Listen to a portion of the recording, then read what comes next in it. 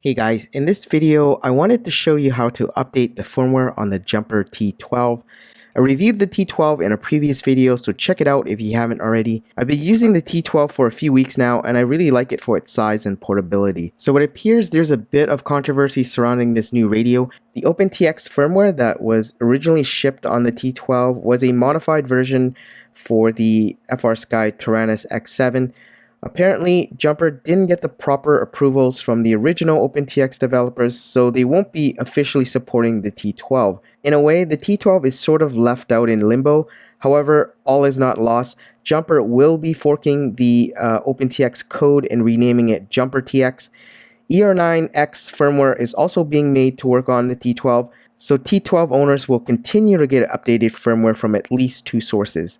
Now, in contrast, Jumper's deviation-based radios like the T8SG, T8SG V2 are officially supported by the Deviation TX community, so it's definitely disappointing to hear about the bad news regarding the T12.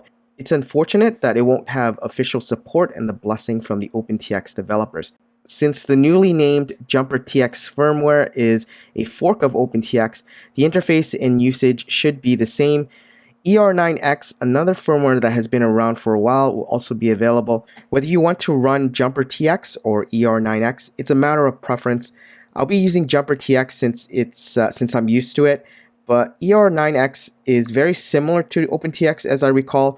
I have used it in the past with my Turnigy 9X and 9XR Pro. Check out one of my older videos if you want to see what it's like to set up models in ER9X firmware. ER9X is available on er9x.com. There should be links to it from Jumper's official website. There is currently only a test build of this right now, but if you want to try it out, that's where you can get it. In this video, I'll show you how to flash it with Jumper's new firmware, JumperTX. Before we start, I'll have to warn you not to update your firmware unless it's completely necessary. Flashing the wrong firmware could brick your transmitter, so unless you know what you're doing, I wouldn't recommend it. Lots of things could go wrong, so make sure your batteries are charged and you cross your fingers. So first off, we have to download the JumperTX firmware. It's available on jumper.xyz. Read all the warnings and click on the version you want to download and then save it somewhere. This is the actual firmware file that we're going to be flashing to your Jumper T12. I'm going to be using the English version. And another thing you need to download while you're here is the JumperTX startup sounds. This isn't mandatory, but whenever you power up your transmitter, it will say, Welcome to JumperTX. And that's the startup sounds for it. And I'll show you how to load that as well. Another thing you'll need are the SD card contents from OpenTX.org. And these are files and folders that are used for sound and various other functions when running JumperTX. And since JumperTX is based on OpenTX, it will work with it as well. And this is the version for the FrSky Taranis X7. So download the latest version. I'm using, I think, reversion 0018. If you like using the companion software with your computer, download it here and then just create a radio profile for the Taranis X7. And it should be compatible with the T12 to do model configs. But whatever you do, don't flash your T12 with the X7 firmware. It probably won't work. After downloading all the files, next we need to extract it. So right click and choose extract.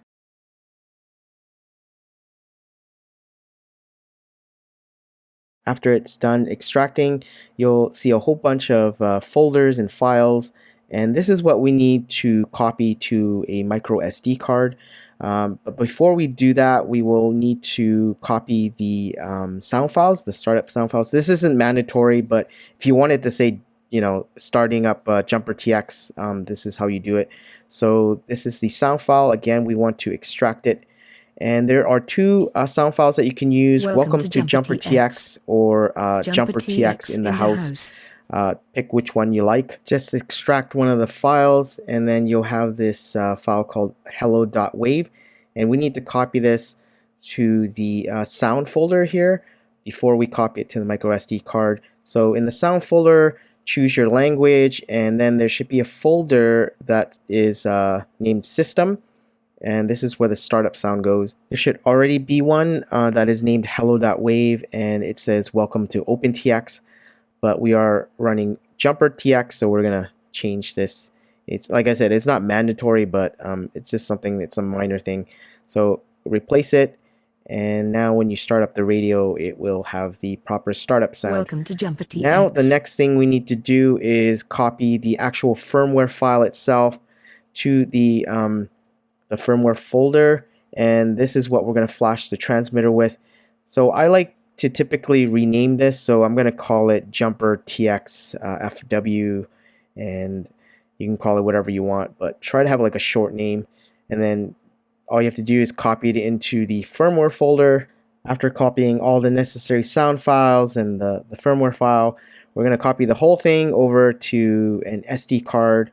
So I have one right here that's already formatted in FAT32. Copy all those files over, and then once it's done, we can insert the micro SD card into the Jumper T12. And then finally, the last step will be to actually flash the firmware, and we'll do that on the transmitter itself. To begin the firmware updating process, push the trims inwards and then quickly tap the power button, and then it should enter a menu that allows you to select a firmware.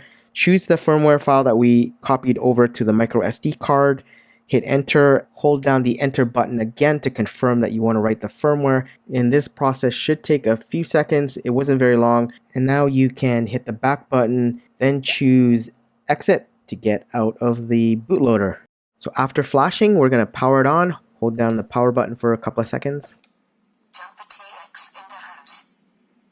Throttle disabled. So it should have the updated splash screen as well as the startup sounds now. Now I'll quickly go and show you what version is running on the T12. You can still see that it says OpenTX-X7, and the reason is it's based on the FrSky Taranis X7, so that probably hasn't changed yet, but in future versions of this firmware, it will probably change and say JumperTX.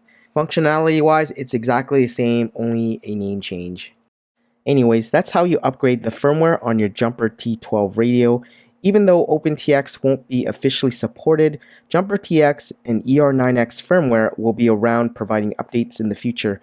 I'll have links to everything I mentioned in the description, and I will see you next time.